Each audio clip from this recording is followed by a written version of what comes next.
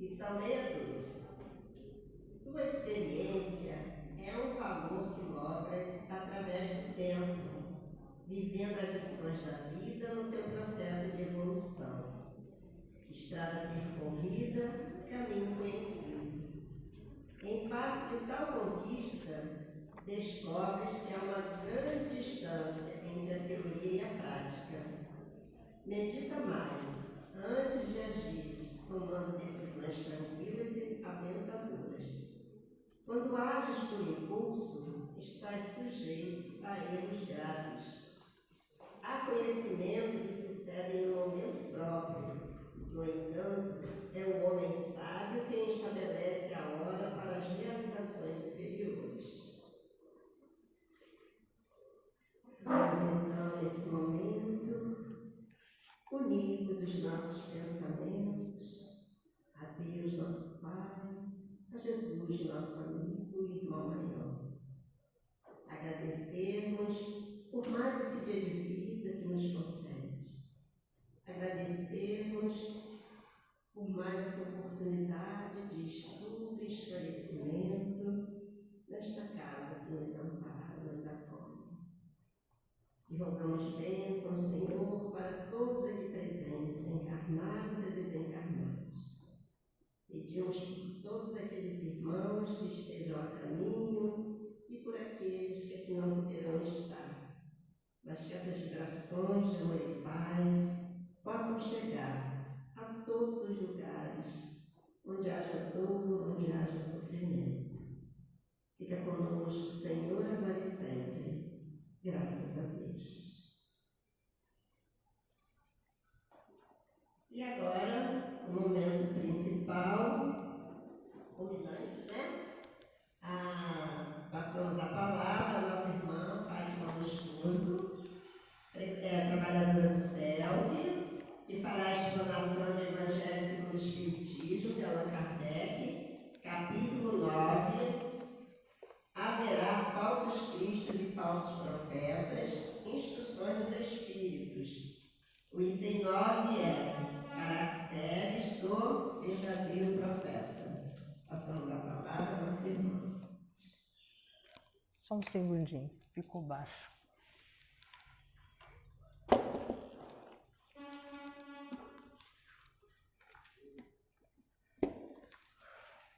Paz e alegria a todos os corações amigos.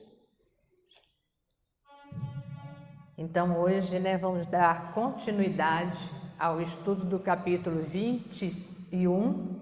Haverá falsos cristos e falsos profetas. Então, durante todo esse mês, estamos ouvindo sobre esse capítulo, falamos vários assuntos com relação aos falsos profetas.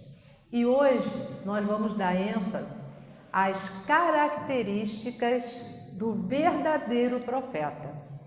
Porque como é que nós vamos reconhecer o falso profeta se nós não sabemos como deve ser o verdadeiro? Então, para que a gente possa reconhecer alguma coisa, primeiro nós precisamos saber como é a verdade, como é aquilo. E é isso que nós vamos ver hoje. Erasto, em 1862, em Paris, ele trouxe essa mensagem que nós vamos estudar hoje no Evangelho, tá? Então começa assim, Erasto: desconfiai dos falsos profetas. Então Jesus já disse: desconfiai dos falsos profetas. Era um alerta que Jesus já trazia naquele tempo para todos nós, que nós tivéssemos a razão e o discernimento de diferenciar os falsos dos verdadeiros. É útil que todos os tempos essa recomendação, mas sobretudo nos momentos de transição em que, como no atual, se elabora uma transformação na humanidade. Então, em 1862, Erasto já colocava essa transformação que continuamos vivenciando, que é a transformação do planeta Terra Então, saindo de provas e expiação para de regeneração. Então, durante essa transformação, existem algumas pessoas que vêm como se fossem os titulares das verdades, os que fossem trazer a verdade para todos nós. E aí Erasto continua. Por que então uma multidão de ambiciosos e intrigantes se arvoram em reformadores e messias? Então ele alerta que veria um grupo de irmãos se dizendo o Cristo ou o Messias, trazendo a verdade de Deus. Mas como será que Deus escolhe esses irmãos para trazer essa mensagem? Será que escolhe assim, você vai levar a mensagem? Ou será que tem algumas caracterizações para que esse Espírito possa trazer essa mensagem? Porque é a mensagem de Deus. É contra esses impostores que se deve estar em guarda, correndo a todo homem honesto o dever de os desmascarar. Então aqui é um ponto bastante importante, porque muitas das vezes nós nos calamos, nós conhecemos, até identificamos, mas muitas das vezes nos calamos. E Erasto coloca que todo homem honesto, tem o dever de os desmascarar, mas sem humilhar, sem ofender, mas mostrando a verdade. Mas a gente não pode se calar, concordar com o erro, que muitas das vezes a gente não quer bater de frente, a gente não quer discutir com o outro, e aí a gente deixa de dar o exemplo, de dar a verdadeira palavra, de fazer com que o outro reflita naquilo que ele está escutando, que ele busque a verdade. Então a gente também não pode se calar, a gente não vai entrar em atrito e nem em guerra, mas a informação é necessária. Perguntareis, sem dúvida, como reconhecê-los? Aqui tendes o que os assinala. Então Erasto, ele vem colocar para a gente o que vai fazer com que a gente reconheça o verdadeiro profeta. E no Livro dos Espíritos, na questão 624, que já foi, se eu não me engano, num dos estudos, colocada aqui, mas vale a pena a gente repetir, porque a aprendizagem se dá por repetição. Quanto mais a gente escuta, mais a gente vai gravando. Não é assim na escola? O professor dá uma matéria e depois reforça, até que a gente assimila aquele conteúdo. Então, Kardec pergunta: qual o caráter do verdadeiro profeta? Qual o caráter do verdadeiro profeta? E aí os espíritos nos respondem: o verdadeiro profeta é um homem de bem, inspirado por Deus. É um homem de bem, inspirado por Deus.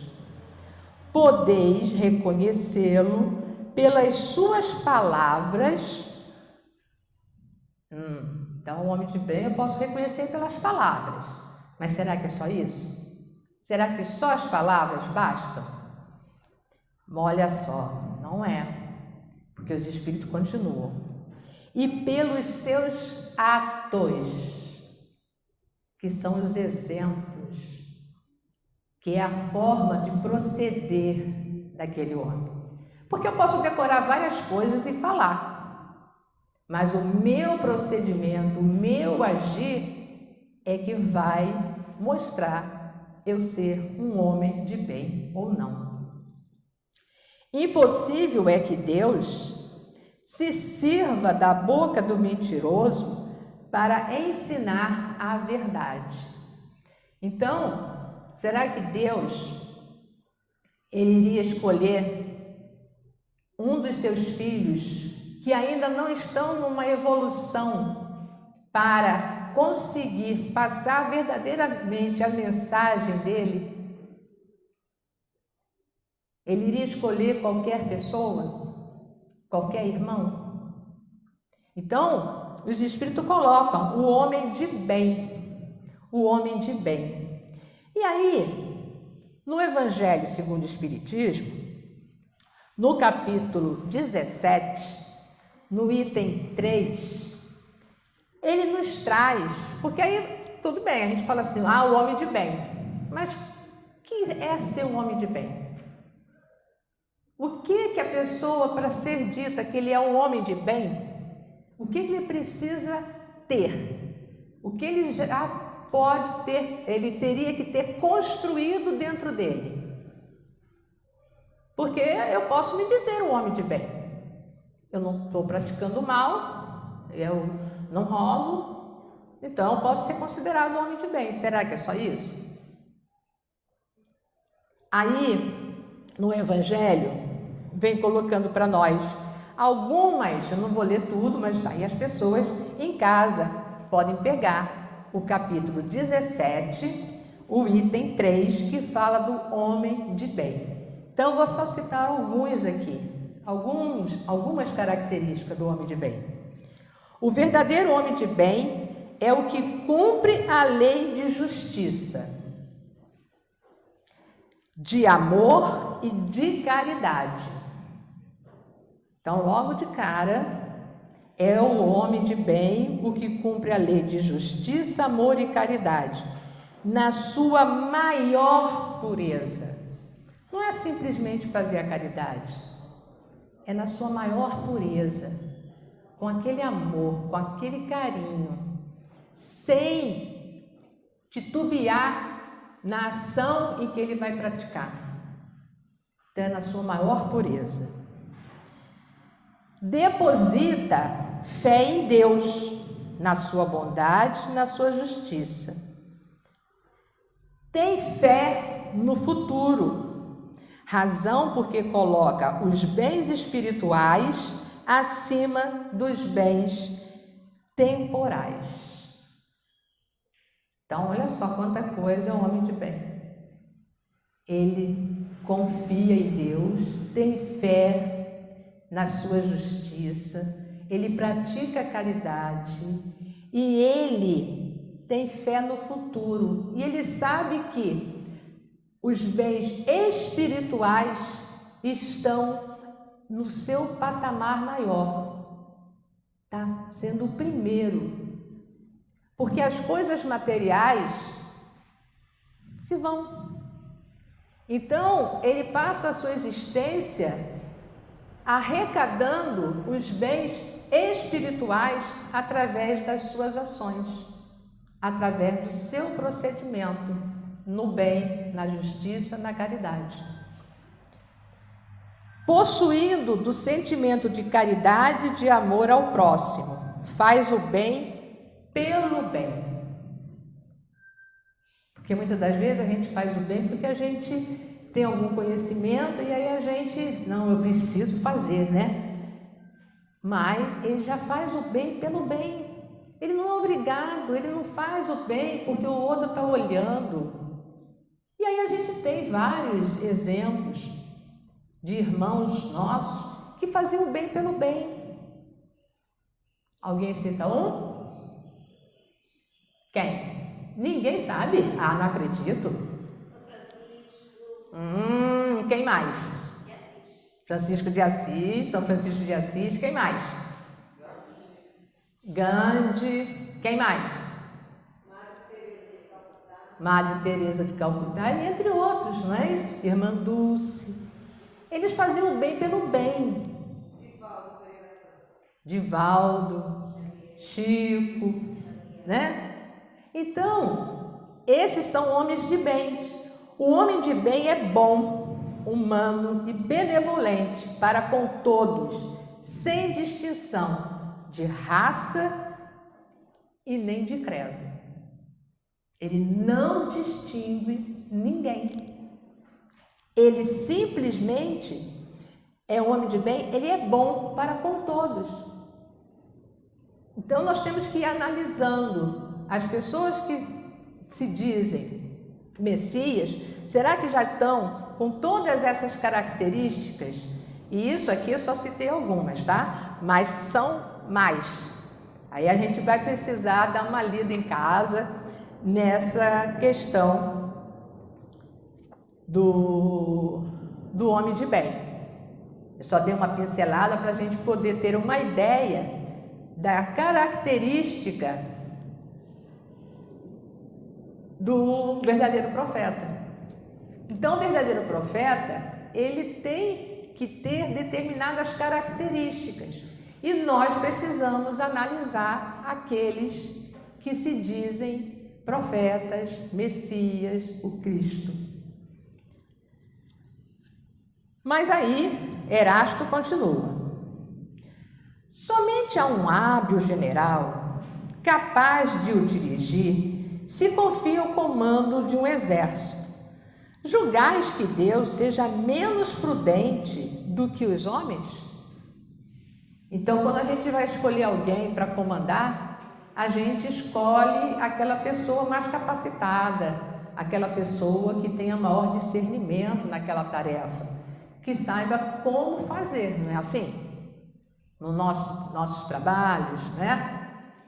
E aí, será que Deus vai escolher de forma errada aquele que vai trazer a sua mensagem, os seus ensinamentos?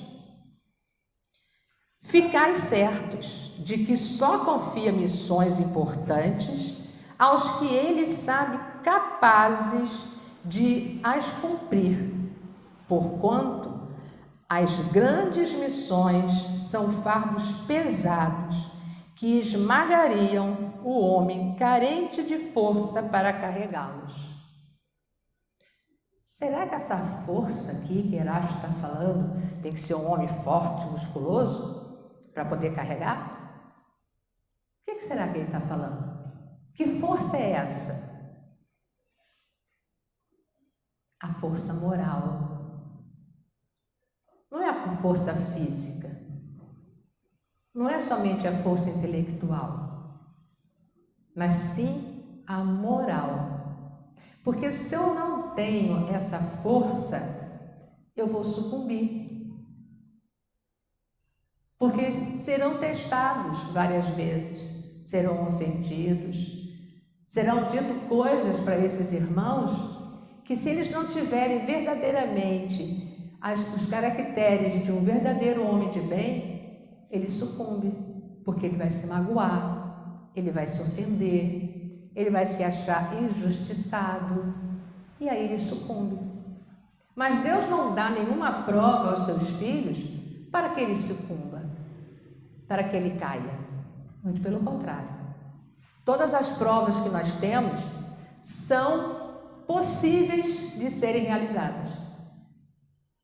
São possíveis. Por isso ele nos dá. Porque nós já temos essa pequena força para aquela tarefa. Agora, quando ele necessita de alguém com uma força maior para conseguir levar até o fim a sua missão, ele tem que escolher a dedo, para que esse irmão não sucumba. Em todas as coisas, o mestre há de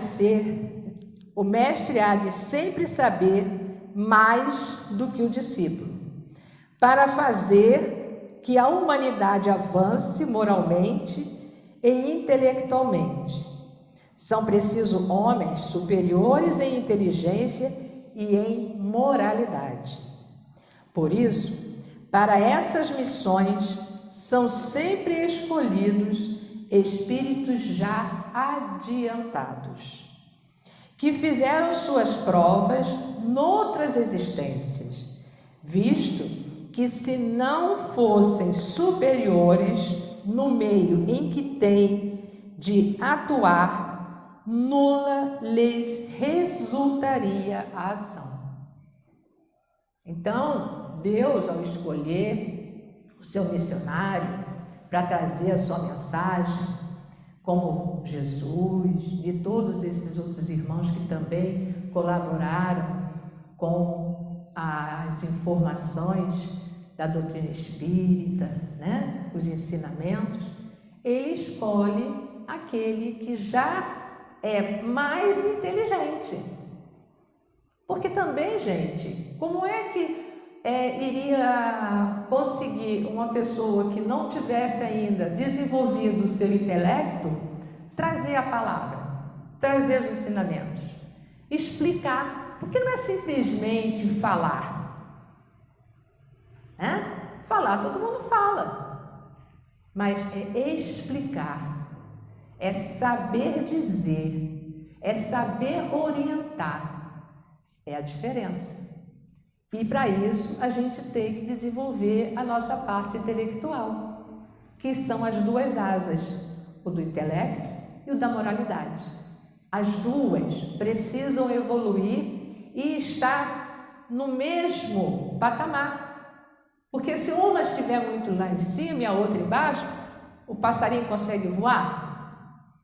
Não. Quando a gente olha os passarinhos, as aves voando, as duas asas estão equilibradas.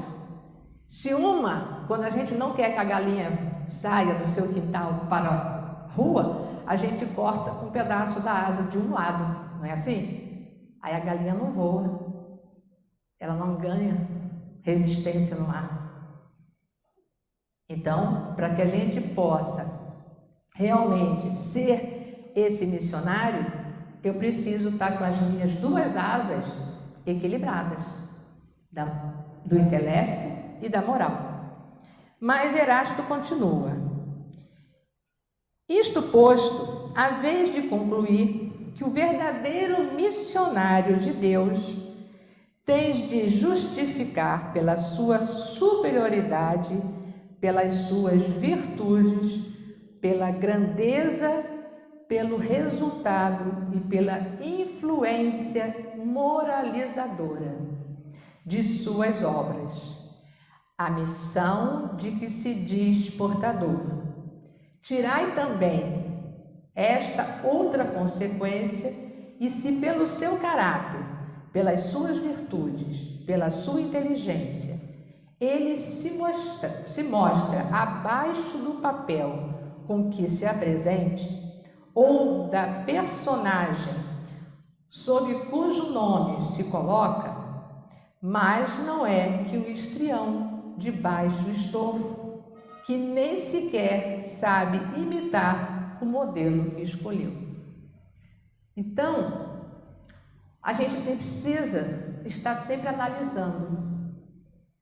A gente não pode acreditar em tudo. A gente tem que ter a fé raciocinada. A gente tem que ver se aquilo e o procedimento daquela pessoa é condizente a um homem de bem. Se uma vírgula estiver mal colocada na sua oratória, ele não é o Messias. Porque se a gente olhar toda a bagagem que Jesus trouxe para nós, todos os seus ensinamentos, veremos que não tem uma vírgula fora do lugar. Está tudo certinho. Ele trouxe a verdade e ele disse que a verdade iria nos libertar. E essa verdade a gente precisa buscar nos verdadeiros Messias, que trazem realmente aquela palavra de conforto, de suporte, para que a gente consiga continuar caminhando, e não de derrota. Então, como ele diz lá no Homem de Bem, o homem de bem é bom para com todos, independente de raça, credo religioso, o que seja, rico ou pobre. Ele trata todos igualmente, sem nenhuma discriminação. Então, nós é que precisamos ir analisando no nosso dia a dia o que nós estamos escutando. A gente vai escutar de tudo, mas a gente tem que só ficar com aquilo que a gente percebe que realmente é a verdade do Cristo. Tudo mais a gente leva 2 sacolas, uma com fundo, outra sem fundo. A com fundo a gente vai pegando tudo que for de bom, de ensinamentos, aonde vai fazer com que eu mude o meu proceder para melhor. E na outra eu vou colocando para ir embora. Não vou guardar dentro de mim. Mas Erasto continua. Outra consideração: os verdadeiros missionários de Deus ignoram-se a si mesmos.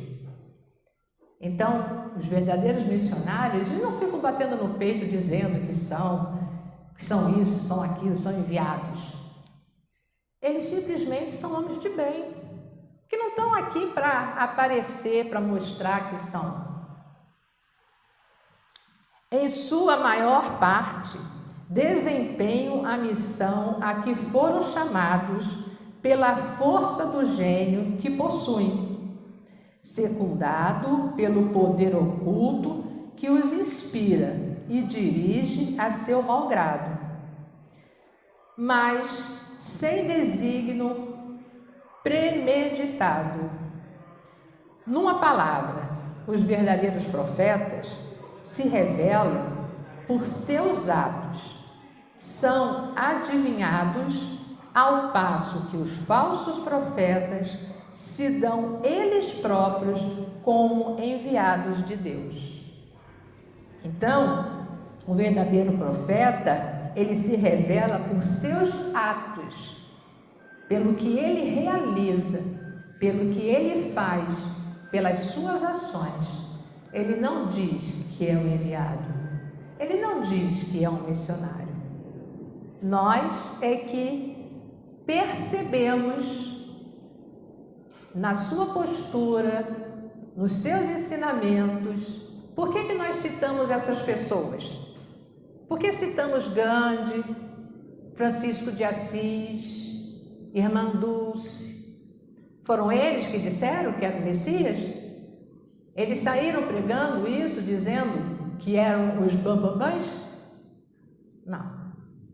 Nós é que analisando o procedimento deles, a forma deles viver, o que eles traziam enquanto suas palavras de amor e de carinho para cada um, nós é que percebemos que eles eram irmãos muito evoluídos, que eram homens de bem e que traziam o melhor para todos nós, ao contrário dos falsos profetas. Porque eles têm a necessidade de aparecer como missionários. Eles ainda têm esse orgulho e a vaidade. O primeiro é humilde e modesto, o verdadeiro profeta. O segundo é orgulhoso e cheio de si. Fala com altivez e, como todos os mendazes, os falsos, parece sempre temeroso de que não lhe deem crédito. Então, o falso profeta, ele tem medo. Medo das pessoas não o valorizarem. Medo de não ser reconhecido. Porque a necessidade dele é da vaidade, de se ostentar, de aparecer. E aí, por isso, ele vai ao púlpito e diz ser.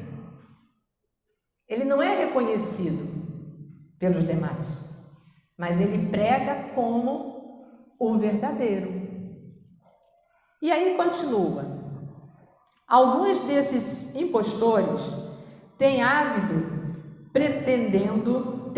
pretendendo passar por apóstolos do Cristo, outros pelos próprios Cristo, e para a vergonha da humanidade, hão encontrado pessoas assaz, crédulas, bastante crédulas, que lhes creem nas torpezas. que acreditam nas suas palavras. Entretanto, uma ponderação bem simples seria bastante a abrir os olhos do mais cego.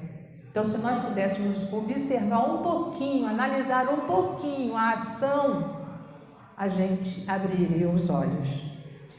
A de que, se o Cristo reencarnasse na Terra, então se diz ser o Cristo, então vamos pensar, se Cristo retornasse à Terra, viria com todo o seu poder e todas as suas virtudes, certo? Todas que nós já conhecemos, não é isso?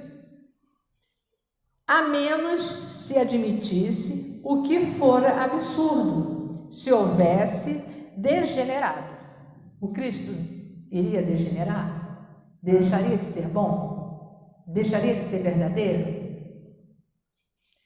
Ora, do mesmo modo que se tirardes a Deus um só de seus atributos, já não tereis Deus. Então, se nós tirarmos qualquer atributo de Deus, ele deixará de ser Deus. E se tirardes uma só de suas virtudes do Cristo, já não mais tereis Cristo. Não terei mais o Cristo. Possuem todas as suas virtudes os que se dão como o Cristo? São perguntas para que a gente possa refletir no nosso dia a dia. Quando a gente encontrar uma mensagem dizendo que é do Cristo, a gente analisar aquela mensagem, analisar a procedência, o procedimento daquela pessoa que traz essa mensagem e pensarmos no Cristo. Aquela pessoa, aquele homem, aquela pessoa que se diz o Cristo, tem todas as virtudes do Cristo, já que se diz ser o Cristo? Aí é uma análise nossa. Essa questão, observai-os, percustrai-lhes as ideias e os atos e reconhecereis que, acima de tudo, lhes faltam as qualidades distintivas do Cristo, a humildade e a caridade. Sobrepujando as que o Cristo não tinha, a cupidez e o orgulho. Geralmente, quando a gente faz análise bem direitinho, a gente descobre. Porque, como diz, a mentira tem pernas curtas, A mentira, ela é descoberta mais cedo ou mais tarde. A gente, dando olhos de ver, a gente observa. Notai, ademais, que nesse momento há em vários países muitos pretensos Cristos, como há muitos pretensos Elias, muitos João ou Pedro, e que não é absolutamente possível sejam verdadeiros todos. Tende como certo que são apenas criaturas que exploram a credulidade dos outros e acham cômodo viver à custa dos que lhe prestam ouvidos. Então, será que tem tantos João, tantos Pedros, tantos Cristos? Aí a gente vai analisando. Então, o próprio Erasto, ele traz esse alerta para nós, para que a gente analise, que a gente veja a verdade. E para finalizar, Erasto coloca: desconfiai, pois, dos falsos profetas, máxima numa época de renovação, qual a presente, porque muitos impostores se dirão enviados de Deus. Eles procuram satisfazer na terra a sua vaidade, mas uma terrível justiça os espera. Podeis estar certos. Então, hoje a gente pôde analisar um pouquinho das características do verdadeiro profeta. Então, a gente sugere que a gente possa ler o Evangelho, no seu capítulo 17, e também Kardec, e os irmãos, né, maiores, eles ainda reforçam, olha só, ele coloca no Evangelho e coloca também no Livro dos Espíritos, na questão 918, que também vem falar sobre os caracteres do homem de bem. Então, é reforço, tá vendo? Repetição, aquilo que eu disse. Nós só vamos adquirir um conhecimento estudando muito, lendo milhões de vezes a mesma coisa. Porque quanto mais a gente lê, a gente vai absorvendo aquilo que na primeira leitura a gente não absorveu, a gente não entendeu. Quando a gente lê pela primeira vez, a gente tem a impressão que entendeu tudo. E às vezes a gente fica, é igual aluno, né? Aluno, a gente fala assim, faz de novo a questão, lê de novo, mas eu já li. Lê de novo para você entender melhor, mas eu já li. E não quer ler. Aí o que acontece? Erra a questão.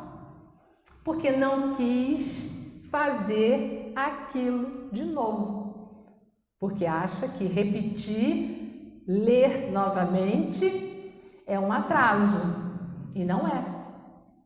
Quanto mais a gente lê, a gente vai vendo que o nosso moral, ele vai se modificando gradualmente.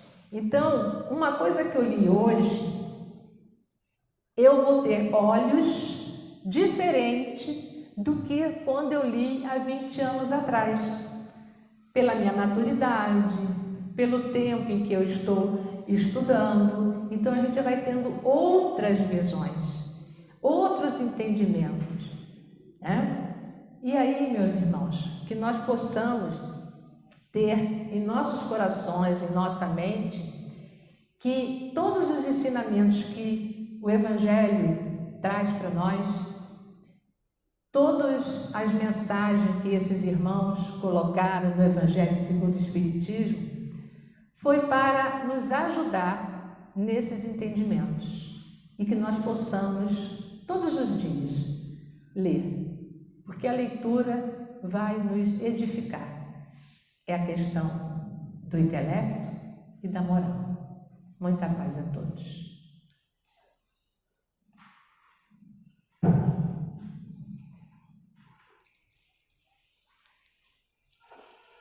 Nós agradecemos a nossa irmã Fátima pela mensagem que ela trouxe nessa manhã para a nossa reflexão, para o nosso conhecimento, esclarecimento e consolo. E, por enquanto, por medida de segurança, não teremos o passe individual de costume. Em vez disso, faremos o passe coletivo aqui no próprio salão, juntamente com a prece final. Portanto, pedimos aos irmãos que permaneçam sentados em seus lugares. Vamos então, nesse momento, unirmos os nossos pensamentos. Agradecidos a Deus por mais esse dia de vida que nos concede, por mais essa oportunidade de estudo, de esclarecimento, de consolo. Mas vamos também rogar a Deus, a Jesus e a esses amigos espirituais, rogar por todos os que sofrem, todos os enfermos nos hospitais, nos lares, nas ruas, todos aqueles que passam por aflição, por enfermidade, por desemprego, desarmonia no lar, enfim, Senhor, que todos que aqui estejam, encarnados ou desencarnados, possam estar neste momento, sendo envolvidos pelo Teu amor, pela Tua luz, possam estar se sentindo amparados, reconfortados, Senhor, nas suas dores, nos seus sofrimentos, nas suas aflições. Fica conosco, Senhor, agora e sempre. Graças a Deus.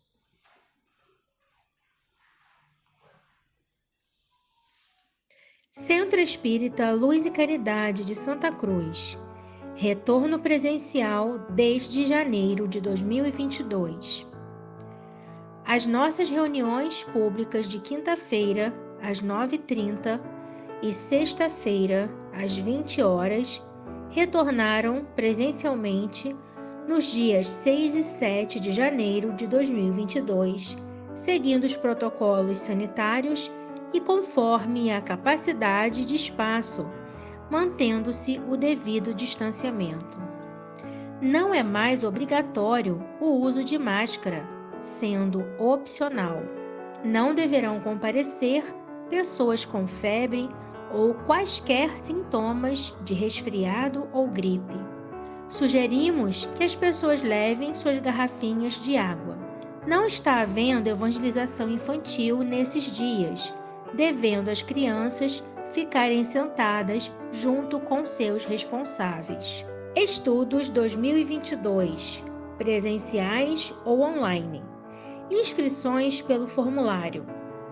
Estudo sistematizado da doutrina espírita, a partir dos 22 anos.